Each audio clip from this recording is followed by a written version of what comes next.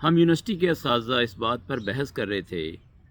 کہ یونیورسٹیز کی ڈگریز کے ساتھ جو ہم بی ایس اور ایم ایس کی ایبریویشنز استعمال کرتے ہیں ان کے کیا معنی ہیں۔ اب جو بی ایس کی ڈگری ہے وہ انڈر گریڈ لیول کی ڈگری ہے، اور اس کے لیے جو بی کا حرف ہے اس کے میننگ ہیں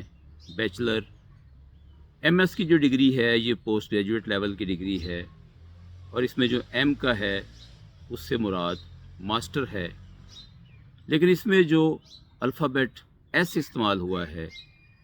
اس میں اکثر کنفیوژن پائی جاتی ہے۔ اس کی جب میں نے کھوج لگانی شروع کی تو میں نے باہر کے ملکوں کی یونیورسٹیوں کی ویب سائٹس بھی دیکھیں،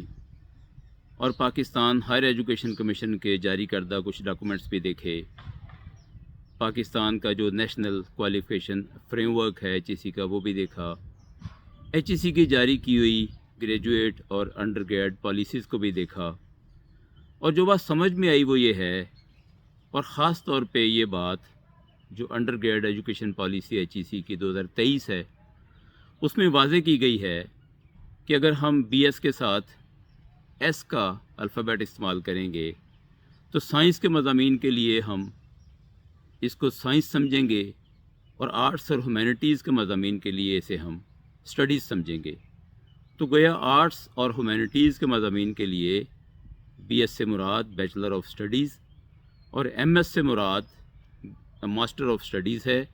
اس کے بعد جو ہم جو بھی سبجیکٹ لگانا چاہیں وہ اپنی مرضی سے ایڈ کر سکتے ہیں۔